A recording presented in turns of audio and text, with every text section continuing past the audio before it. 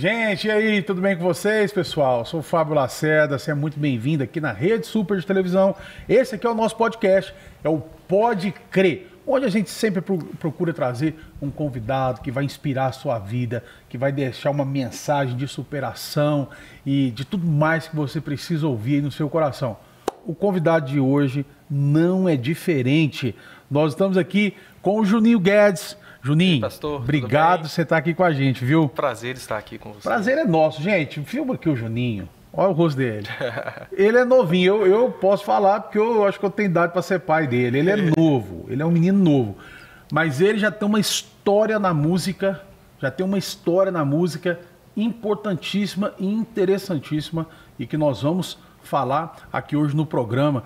Juninho, eu já quero começar, cara, fazendo uma pergunta para você. Hoje você já é um músico profissional. Sim, hoje eu vivo da música. Você vive da música, né? Que é o sonho, cara, de 10 em cada 10 meninos que começam a mexer com música, criança, um adolescente. Acho que o sonho dele, às vezes as pessoas pensam, pô, esse cara, o sonho dele é ficar famoso, é viajar o mundo, mas às vezes não é, né, cara? Às vezes é assim, é poder viver daquilo ali que ele gosta, daquilo ali que ele faz. Sua infância foi aqui em Belo Horizonte, Juninho? Foi aqui em Belo Horizonte. Nasci e cresci em Belo Horizonte, no bairro Pindorama, em BH. Bairro Pindorama. O Pindorama, eu conheço bastante Belo Horizonte. O Pindorama foi para que lado? Isso. Ele ficou na divisão de Belo Horizonte, viu? Ficou próximo ao anel rodoviário, a 040. Aquele trecho ali do Padre Eustáquio. Olha só. E desde criança, você já teve contato com a música? Seu pai era músico, seus tios? Como é que foi essa iniciação sua aí? Não. Então, desde criança, meu sonho era aquele sonho de criança, né? Ser jogador de futebol. Era fominha de bola, assim, extremamente. Eu cheguei a jogar um tempo no único time de Minas, no Atlético Mineiro, né? Olha aí os presentes americanos. Cheguei a jogar um tempo no Atlético, mas, porém, na época, os dias de treino coincidiam com os horários de aula. Então, eu não conseguia vaga nas escolas para trocar, né, as aulas. Aí, meus pais ficaram meio assim, poxa, mas você vai ficar jogando futebol e não vai estudar, né, e tal. Isso não tá certo. Mas aí, com o decorrer do tempo, graças ao meu pai, que assim, eu acho que foi o direcionador de tudo que aconteceu na minha vida hoje, foi o meu pai. Porque ele, assim, ele enxergou algo em mim que eu não sabia que eu tinha, que não tinha músico na família, não tinha histórico de ninguém na família tocando. Seu pai não tocava instrumento nenhum? Não, nenhum. Tocava mal um reco-reco, um shakezinho na igreja durante o louvor e tal. Aí ele guardava, embaixo da nossa casa tem uma igreja. A gente guardava o carro na igreja na época e sempre quando ele ia guardar o carro, eu abria o portão para ele, enquanto isso ficava mexendo na bateria e achando legal aquele barulho todo, né? Aí um dia ele decidiu, poxa, eu vou colocar esse menino na aula de bateria e ver o que dá, já que ele gosta tanto desse instrumento, né?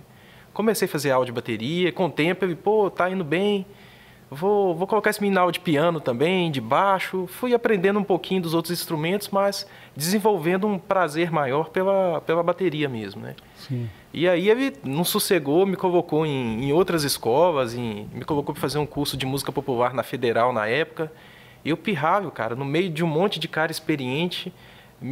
Era tão novo que, assim, minha irmã tinha que me levar na escola porque eu não pegava ônibus sozinho, né? Olha só. E a vergonha que eu tinha, cara. A vergonha de chegar na turma, na época tinha o Zé Luiz, que era um baterista, o primeiro baterista do Diante do Trono. Tinha outros bateristas da cidade, né?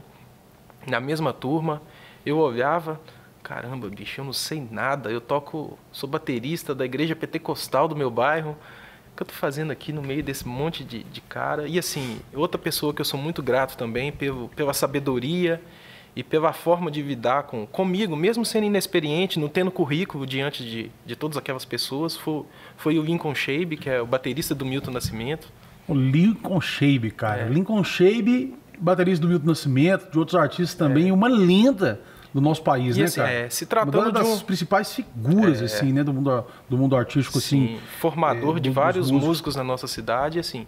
Ele me tratou com um respeito que ele olhava para os outros bateristas que já tinham um currículo muito maior do que o meu, que tinha um currículo, eu não tinha nada, né? Eu nunca tinha tocado com ninguém. O Lincoln Shabe, cara, só tem uma coisa que ele ama mais que bateria, é os carros antigos dele, sabe? Verdade, que ele gosta dos carrão antigos, ele é um cara, assim, sensacional. Pô, cara, que privilégio, né? Você, tão novo, já passar um período da sua vida tendo experiência, aprendendo com esses caras aí. Você acha que isso aí te direcionou totalmente, assim, daí pra você ter certeza do que você queria? E daí em diante eu continuei estudando, procurando outros professores, né? Continuei fazendo aulas de bateria e enfim. Mas aí também foi surgindo a necessidade, a idade foi passando, né? Poxa, eu tô afim de tocar com alguém e tal. A idade o queijo nem para, cara. Eu me senti muito velho, você é muito novo. Não, cara. não sou tão novo assim não. Já sou casado, hoje eu tenho 33 anos. Mas na época eu tinha 14, 15 anos, Olha né? Pros só. 16, assim. É, bem criança mesmo. É. Pô, que massa, cara. Agora, tão interessante a sua história, né? Porque existe um preconceito com o músico Sim. dentro da igreja e fora da igreja também, Sim. né? Eu tenho vários amigos que são músicos, os meus melhores amigos, eles são músicos também, profissional. Quando a gente diz profissional, a gente está querendo dizer o seguinte, cara, eles mexem com isso, eles vivem disso, né? E uma coisa que a gente sempre brinca, agora eu não sou, cara, eu sou frustrado, eu sou músico frustrado, eu toco um violãozinho e só arranho. Faz ideia. Mas os meus amigos, a gente comenta muito assim, né? Que todos eles já passaram por isso. Eu vou te perguntar se você passou também. A pessoa pergunta assim, qual que é a sua profissão? Aí você fala assim, eu sou músico, sou baterista, sou violonista. Ah, sim. Mas você trabalha com o quê? Fora isso, você faz o quê, né? No dia a dia, né? Como é que você ganha dinheiro? Como é que você ganha dinheiro? Como é que você sustenta a família? Porque né, sempre teve uma visão assim, né, cara, de Sim. que fora da igreja e dentro da igreja mais ainda, né? Não, você é músico, não tem como você se dedicar, você trabalhar com isso. É tão interessante você falar que seu pai te apoiou, porque geralmente, às vezes, quando o pai não é músico, não é do meio, é difícil ele apoiar mesmo o filho, mas de repente seu pai teve uma visão aí de que você tinha nascido para isso mesmo, teve né? um papel importantíssimo, assim, aquela história, né? O pai, ele ensina, ele direciona o caminho para o filho, né? Mesmo quando, às vezes, o filho não sabe muito bem o que ele quer. Eu tive uma fase da vida que eu não sabia muito bem o que eu queria, né? Vendo toda a situação, poxa, já tem 18 anos, está na hora de estudar, todo mundo estuda. Eu olhava para minha irmã super, super inteligente, passou na faculdade federal e tal. Cara, eu preciso produzir algo, eu preciso mostrar também para minha família, né, que eu posso estudar. Aí eu comecei a fazer engenharia civil na época, né? E, cara, gostava, achava legal e tudo, mas assim, não era aquilo que pulsava no meu coração, que realmente, poxa, bicho, sonhei em ser engenheiro. Era legal, era bacana, mas fazia aquilo com o intuito de, assim, uma garantia na vida, sabe? De ter uma profissão, enfim. Hoje em dia a gente vê que isso mudou, assim, né? O mercado digital, tudo, né? Ter uma faculdade, ter um curso superior, não é só o pré-requisito para a pessoa conseguir viver, ter uma profissão na vida. A gente vê as pessoas, também, a gente vê as pessoas emprego. Inventando profissões hoje e sendo bem-sucedidas em qualquer área hoje, né? Então, cara, mas eu acho assim que você é um pouco diferente nesse quesito, porque você é um empreendedor nato, né? Você tem uma história que o seu pai, ele trabalhava no aterro sanitário, é isso? Sim, ele trabalha na ECVU, no aterro sanitário. E ali, você com quantos anos você já começou a olhar para aquilo e falou, cara, eu vou montar um estúdio com coisa aqui. Pois é, cara. Como é que foi uma essa história assim? Isso é fantástico, cara. Eu tinha uma banda de rock na época, né? A gente tinha a nossa bandinha, a gente sempre pegava a casa de algum dos nossos amigos para ensaiar. E assim, os pais não aguentavam mais aquele monte de metaveiro dentro de um quartinho pequenininho, ensaiando o dia todo, tocando o dia todo. E na minha casa tinha um cômodo sobrando, um cômodo maior, e eu precisava de um espaço também, porque eu já estava querendo dar aula de bateria, tinha alguns alunos na região e tal. E um dia surgiu a ideia no meu pai, ele viu um monte de material reciclado sendo jogado fora e falou, Juninho, vem aqui e vê se isso serve para a gente fazer um estúdio. Na época era um material de uma sala acústica de uma empresa aqui em Belo Horizonte que fechou, faliu, eles desmontaram e jogaram tudo fora, no setor de reciclagem da SVU. Aí meu pai conversou com o cara e falou, cara, a próxima remessa que vier, você pode, de repente, levá-la para casa e tal. Aí veio isopor, veio porta acústica, veio divisória de sala acústica, enfim. Aí juntei meus amigos, ninguém sabia segurar uma furadeira. Cara, vamos pregar isso aqui na parede de uma forma, vamos colar isso aqui de outra e tal. Montamos um estúdio assim. E nesse estúdio eu comecei a dar aula, comecei a alugar na época para as bandas da região ensaiar também, né? E aí as coisas foram caminhando. Cara, você acha na sua visão, depois que passou, porque hoje você é um cara que toca com Diante do Trono, com a Nívia Soares, com o Fernandinho, rodou o mundo, é um cara respeitado no meio.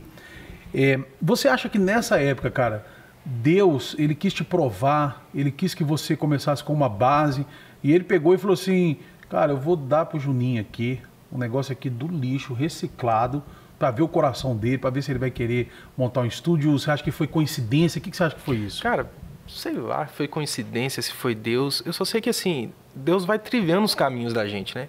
E vai direcionando para onde que ele quer levar a gente. E assim, quando você enxerga, coloca Deus na sua caminhada, você entende que assim, você quer dedicar sua vida a servir ao Senhor, aos propósitos que ele tem para você, cara, você não faz nada pensando no reconhecimento e no sucesso que aquilo traz. Você, em primeiro lugar, você sempre coloca a glória de Deus à frente daquilo, sabe? Que Deus seja glorificado, que assim, que o reino dele avance com aquilo que você está fazendo. E segundo, né, dizendo pelo lado musical, o nosso sucesso é medido pela satisfação pessoal que a gente tem de fazer aquilo que a gente gosta, né? Como você disse. Quantas pessoas sonham em viver de música, às vezes sonham com uma oportunidade, né, de tocar em algum lugar, de fazer alguma coisa, mas não conseguem. Às vezes, quantos engenheiros que eu conheci durante o meu curso na faculdade, que eram pessoas assim, não, bicho, eu estudei pra caramba, mas não consegui nada, então eu tive que vir agora para tentar um curso superior para conseguir uma profissão, porque eu não consegui viver da música, não tinha oportunidade, enfim.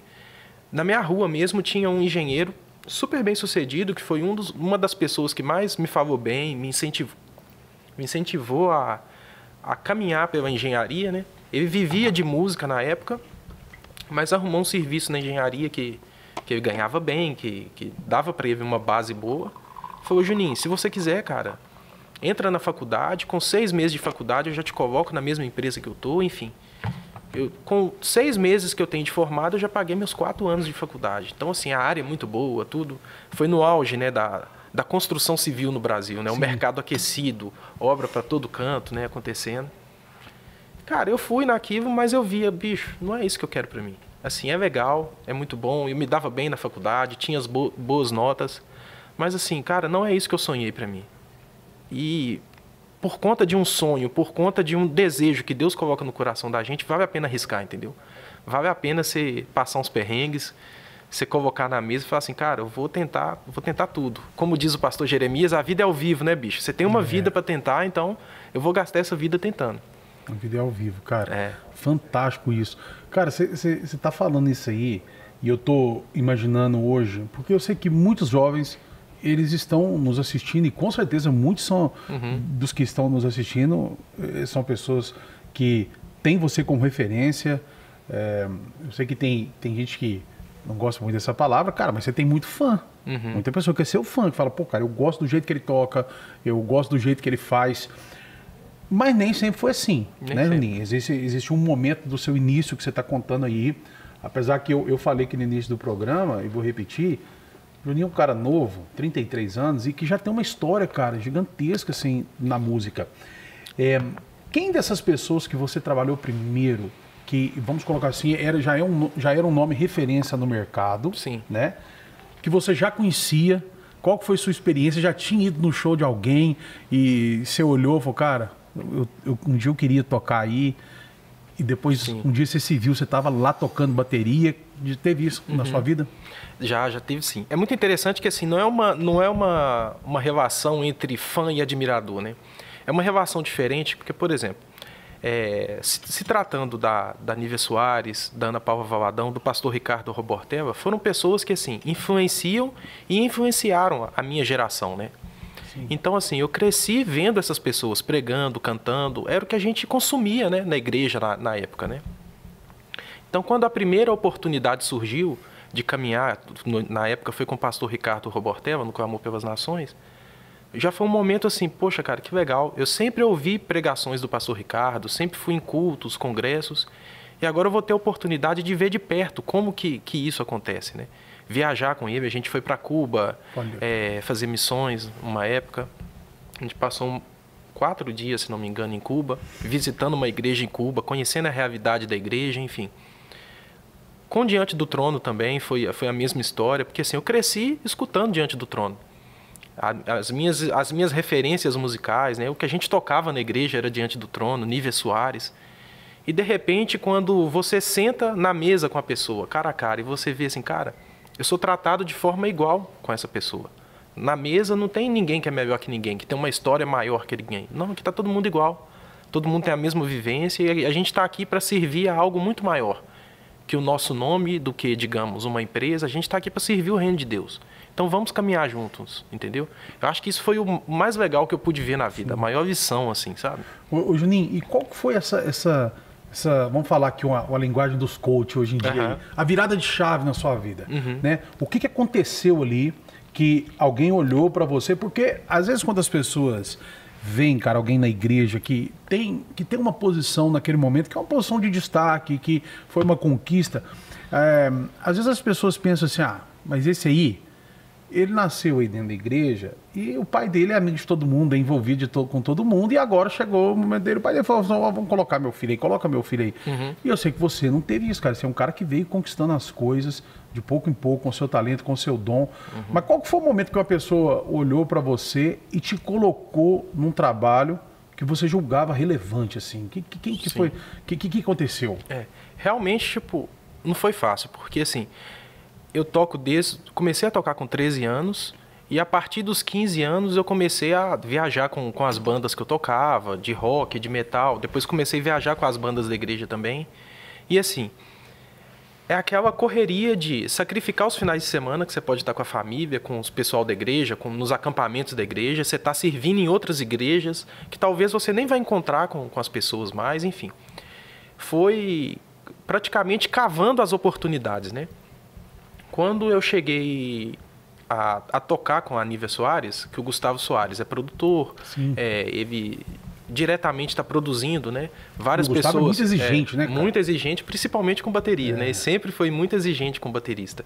Porque, na real, grande parte dos projetos hoje em dia, o que vai do ao vivo mesmo é a bateria. A bateria, a voz e a plateia. O restante, tudo você consegue refazer depois no estúdio, dar aquele jeitinho, mas a bateria não.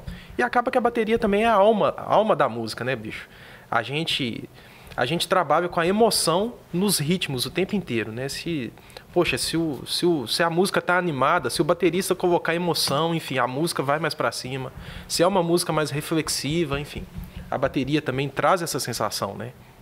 Então, a grande virada de chave, eu acredito que foi quando eu comecei a me conectar com pessoas que realmente levavam a música por esse caminho profissional, enfim, que trabalhavam nesse meio, né?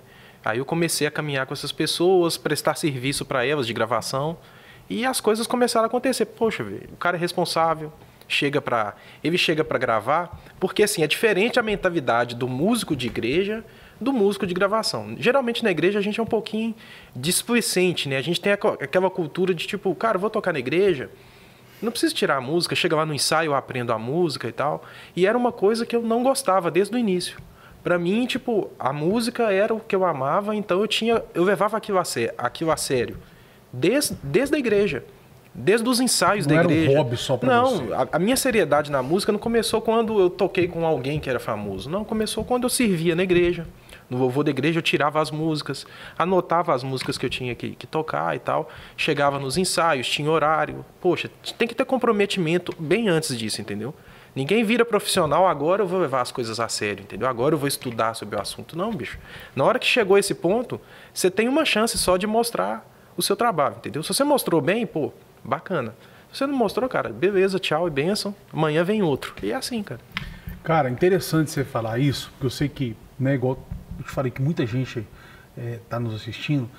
E quando a gente é jovem, cara, às vezes a gente tem um pouco essa cabeça de pensar assim, não, deixa quando for a hora eu preparo. Quando for no dia eu ensaio. Na hora eu ver. Agora tudo vai. E você, cara, ouvindo a sua história, vendo todas as suas coisas, é muito nítido que você estava preparado para a sua oportunidade.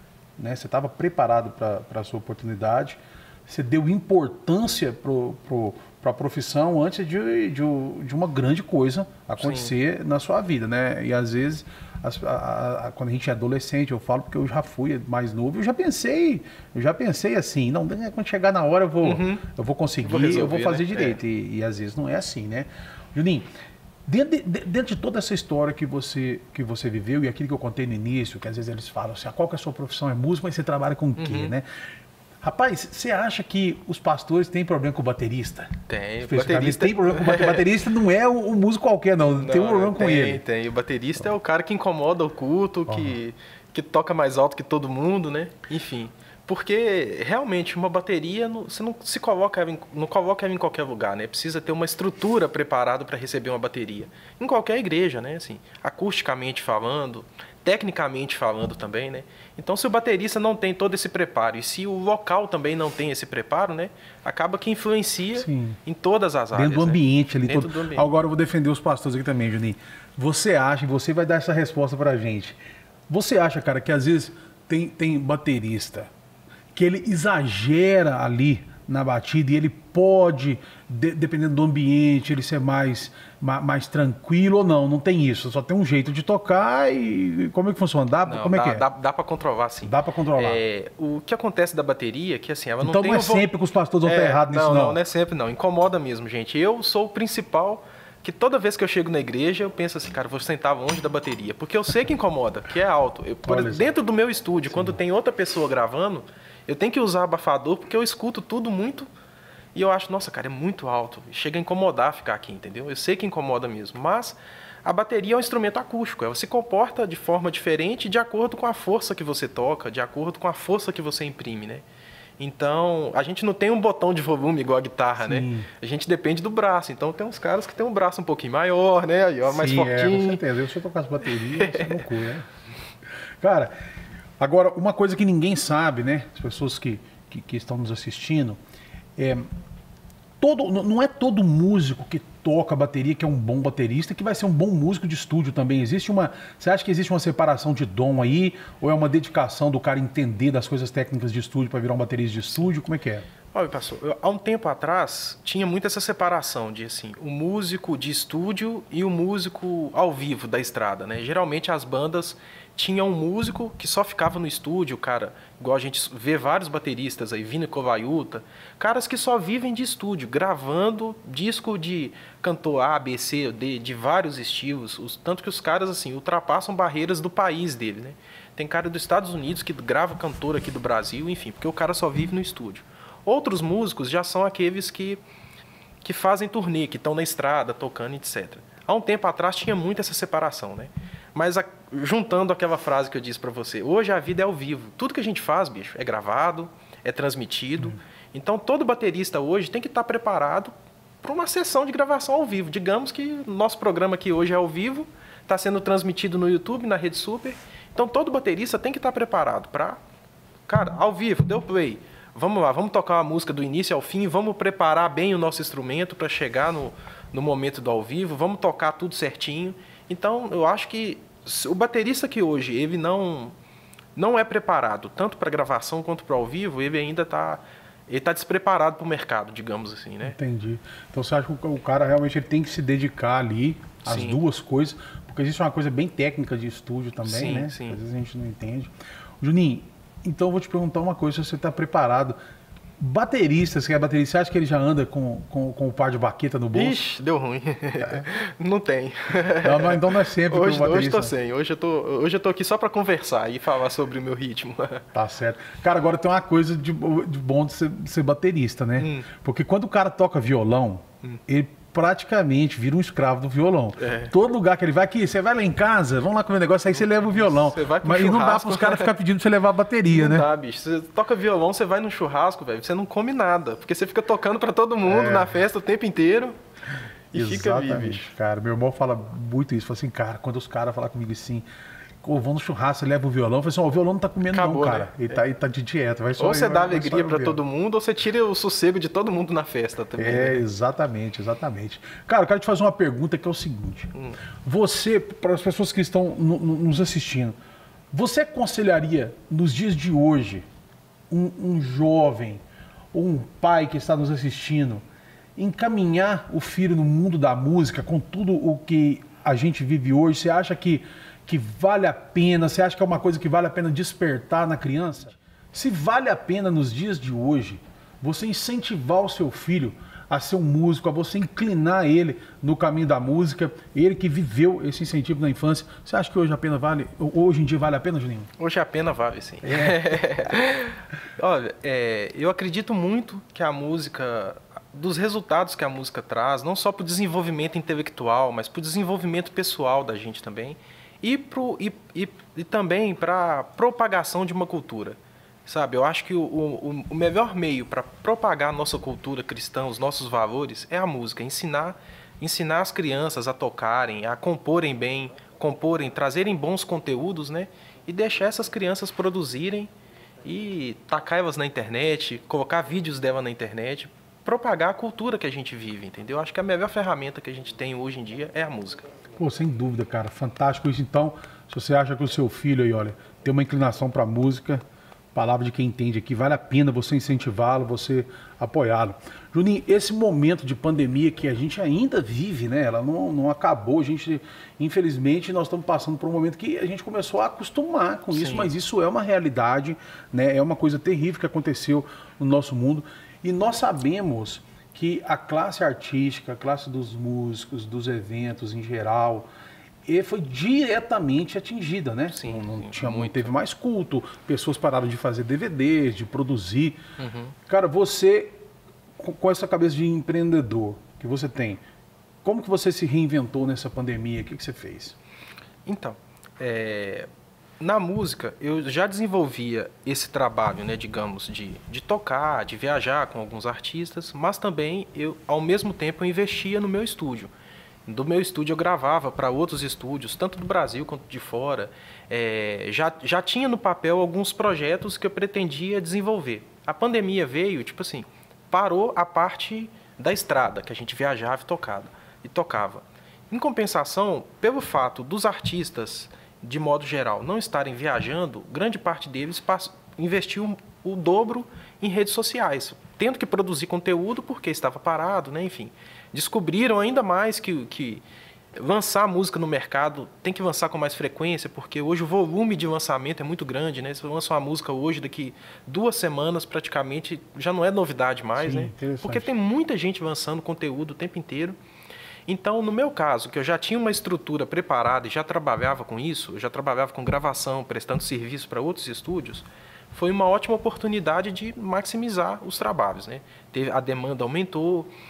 E, por outro lado, pelo fato de eu não estar viajando, eu consegui ter tempo de desenvolver outros projetos, que é, no caso, um curso de afinação de bateria, que eu já tinha meio que rascunhado, mas não tinha tempo de parar para gravar, né? Assim, eu mesmo gravei os vídeos. Afinação de bateria, olha que interessante, porque tem gente que está nos assistindo que é leigo e jamais imaginou que uma bateria afina, né? Afina, e você dá um curso para afinar a bateria. Curso sobre afinação então a bateria tem que afinar ela também. Tem que afinar, tem todo um capricho com o nosso instrumento, né?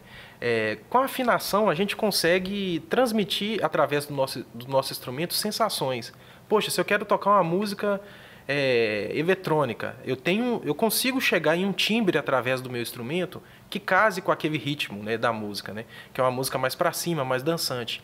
Se eu quero tocar com o meu instrumento uma música que é mais reflexiva, romântica, através da afinação do meu instrumento eu consigo transmitir essas sensações também. Juninho, você é um cara reconhecido no mercado e eu tenho certeza que você recebe, né, convite de muitas pessoas. E nós, dentro da igreja, a gente divide o gênero entre gospel e secular, né? E a gente sabe, lá no fundo mesmo, que o que importa é a mensagem que você está passando, que isso aí é mais um gênero mesmo dentro de todo esse universo da música, que é fantástico, né? Você recebe convites também de pessoas, assim, às vezes que não são da igreja, que é de outro gênero, é um MPB, é um outro ritmo, assim, para tocar? Sim. Frequentemente eu gravo no meu estúdio pessoas de outro segmento, digamos, não gospel, né? Sim. Da nossa gospelândia. Recentemente eu gravei um rapaz que é da Católico Carismático, já gravei samba, já gravei pop, enfim, pessoas de vários segmentos, assim. Sim, pô, que legal, cara, muito massa. Juninho, olha só, eu queria te propor um desafio aqui que não vai ser possível hoje, mas a gente vai fazer isso em outra ocasião. Sim. Que era ver você fazer um número de bateria aqui, mas vai ser até bom, cara. Porque eu vou, gente, outra curiosidade do Juninho que vocês não sabem é que, coincidentemente, a esposa dele é a Amanda, que é nossa diretora, nossa produtora, que cuida tudo isso, aproveitando para mandar um beijo para ela mesmo, que é uma pessoa queridíssima, você também. É um cara querido. Então, Amanda, a gente tinha que ter uma bateria aqui armada pra gente ver o Juninho fazer uma bateria no cenário, meu amor. Mas uma coisa que vai ser boa é que eu vou pedir para deixar o seu Instagram aqui. Queria que Sim. você falasse também o seu Instagram, qual que é? Sim. Gente, no meu Instagram tá Junior Guedes, X no final. Como já tem vários Júniors, né? Eu tentei achar Junior Guedes, não dava. Junior _ Guedes. Então, deixa eu marcar um xizinho aqui que vai dar certo. Aí deu certo, Junior Guedes, X no final. Aí, Junior Guedes X, para você ver mais sobre a vida dele, para você acompanhar as coisas, os trabalhos que ele faz. Juninho, eu sei que você já chegou, cara, num momento da sua vida, que eu sei que para você que tem essa visão empreendedora, tudo, eu sei que é só o início. Você ainda tem muita coisa para fazer e tenho certeza que você tem grandes sonhos assim, né? Coisa que, de repente, pessoas já falam assim, cara, eu já ia aposentar no mercado se eu tivesse feito isso aí. Eu sei que para você está começando. Cara, mas o que você ainda tem de objetivo que você fala, que você fala assim, cara, isso aqui é um sonho que eu queria chegar, eu queria fazer, ou tocar num grande festival. Quem te acompanha sabe que você já rodou o mundo aí tocando bateria, né? E só para lembrar, essa banda que você fala de rock era uma banda de metal que você tocava, metal né? cristão. E era metal cristão. O que, cara, já dentro da igreja também não é todo mundo que aceita isso, né? Não, várias cidades. Na época a gente fez uma turnê pela América do Sul. A gente tocou na Bolívia, no Equador, Chile, no Peru. E a gente viajou toda a América do Sul de ônibus, né? Várias cidades que a gente chegava para tocar, nunca tinha pisado uma banda cristã de rock na cidade. Então, assim, tinha aquela certa curiosidade, tinha aquelas pessoas que... Pô, cara, mas como assim? Existe roqueiro cristão? E tinha aqueles pessoas que a gente chama hoje de haters, né? Que odiavam a gente, os roqueiros mais preconceituosos, né? Não, a gente não gosta de cristão e tal. E a gente conseguia anular essa desavença no tete-a-tete, conversando com os caras, depois do show, durante o show. A gente pregava, tal, o pessoal ficava meio assim, mas no final do show todo mundo vinha conversar com a gente e tal. Pô, bicho, vocês são cristãos, mas vocês são humanos, vocês são igual a todo mundo e tal. Vocês estão aqui com a gente, vocês estão tocando na mesma festa que a gente. Como assim, velho? Por que a religião sua permite isso, mas a minha avó, que é cristã também, fala que as minhas músicas tudo é do demônio, que eu não posso ouvir esse negócio dentro de casa e tal? Por quê? Vocês têm música de rock que fala de Deus? Apresenta pra gente e tal. E nisso a gente lançava Deus no coração desses caras, enfim. E as coisas iam acontecendo assim, velho. Olha só, cara, fantástico. E o que você tem, Juninho? Não sei se você tem alguma coisa dentro desse universo, um objetivo que você queria, você ainda não fez. Tipo assim, cara, queria tocar no grande festival, nome tal, ou eu queria gravar lá no estúdio que os Beatles gravaram. O que você, uma coisa que você quer fazer que está no seu coração ainda dentro desse universo? Eu tenho muita vontade de conhecer outros estúdios, assim, né? Há 3 anos atrás a gente passou em Londres, eu passei na porta do Abbey Road e eu fiquei assim, cara, vontade de meter o louco e entrar aqui nesse estúdio para conhecer, né? Mas não dava. Tem muita vontade de conhecer vários estúdios assim também, não só conhecer, mas também através do meu estúdio, né, do meu espaço, assim, exportar meus ritmos, minhas baterias para outros artistas, não só do Brasil, mas de fora também. Isso é um sonho que eu tenho. E, sei lá, de repente, se eu conseguir não só fazer coisas que sejam para mim, né, para minha satisfação pessoal, mas que também abençoe outras pessoas, que também seja um caminho, né, preparar um caminho para outras pessoas também viverem disso que eu vivo, sabe? Eu acho que vai ser uma boa realização que eu vou ter na vida nos próximos anos, sabe? Fantástico, cara. Como eu sei que tem muitos jovens aí, muitas pessoas que te admiram, que são do mundo da música, que te admiram, que acham você uma referência.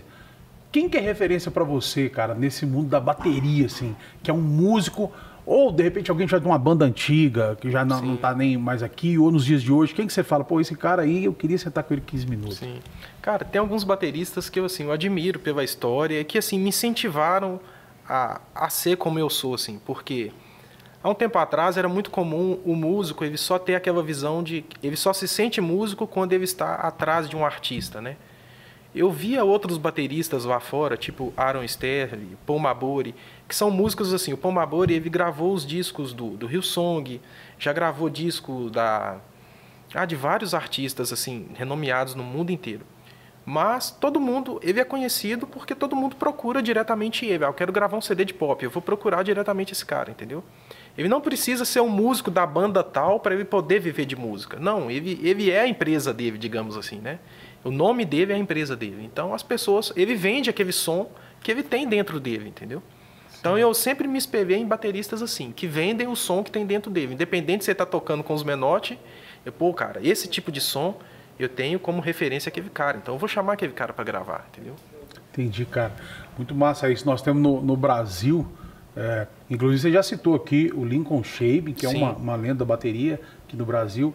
E você me fez lembrar do Albino Infantozzi. Sim. Pô, que é um cara fantástico, cara. É um cara que, assim, eu antes de eu trabalhar com alguma coisa que fosse ligada à música, ou conhecer mais desse universo, eu já conhecia ele, já tinha ouvido falar nele, já tinha lido o nome dele em várias contracapas de disco de vinil, né, que eu sou dessa época, disco de vinil Albino Infantozzi.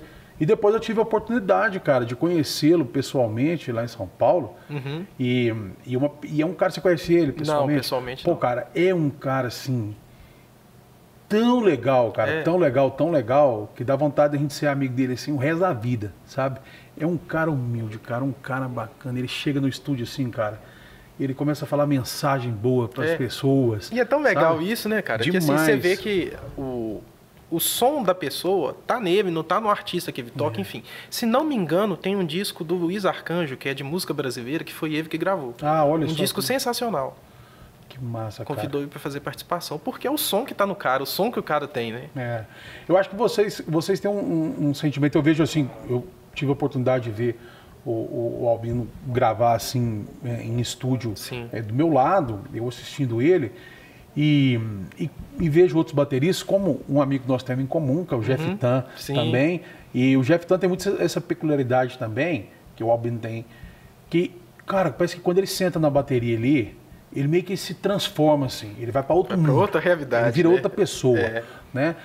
Você é assim também, cara? Quando você senta ali, fecha uma cúpula ali, você fala que agora é eu e minha bateria, meus pratos. O que passa na cabeça de um músico quando ele tá tocando é tipo aquele desenho fantástico, Mundo de Bob, né? Na hora que ele senta no instrumento, parece que ele fecha o olho e começa a imaginar um mundo acontecendo, uma outra coisa acontecendo, sabe? Por isso que a gente vê que o artista, ele se entrega tanto à arte, né? Porque parece que o momento que ele está exercendo a arte dele, ele esquece desse mundo aqui fora. Ele consegue trazer, é como se assim, ele consegue colocar em canções aquilo que está lá na alma dele, ele consegue trazer e verbalizar aquilo através do instrumento dele, sabe?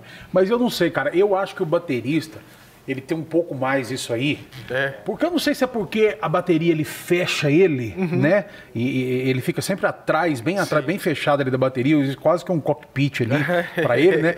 Porque eu vejo assim, às vezes, nos lugares que eu acompanho, às vezes o tecladista, cara, ele tá ali tocando teclado. Mais centrado, cara, né? Ele tá conversando, ele solta o corpo, ele chega aqui e fala, não sei o quê, vou baixar e tal. O guitarrista também. Agora o baterista não, cara. O baterista, ele não dá muito recado fora da bateria ali, ele não conversa muito, ele é muito focado, aquele sentimento parece que entra muito dentro dele ali. Eu acho assim. A gente tá no ritmo ali, a gente tá curtindo aquele ritmo, né? Tá? Isso aí. Pô, massa demais, cara.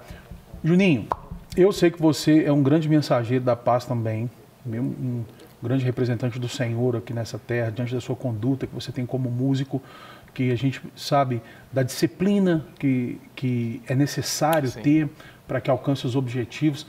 E, cara, muitas pessoas estão nos assistindo e elas às vezes se sentem desmotivadas porque, às vezes, dentro da igreja dela ou da comunidade que ela vive, da família que ela vive, ela não tem tanto incentivo, ela não tem tanto reconhecimento, ela não vê tantas oportunidades. Se você pudesse, cara, sentar com um jovem desse pessoalmente, para você dar uma mensagem para ele, o que você falaria para ele?